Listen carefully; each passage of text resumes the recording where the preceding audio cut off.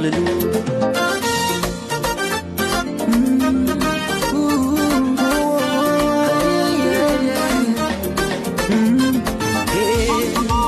Namuona Bwana yupo akitenda tena, yupo namuona Yesu yupo akitenda tena, yupo wakifunguliwa wagonjwa, namuona Yesu yupo wakiwekwa huru waliofungwa.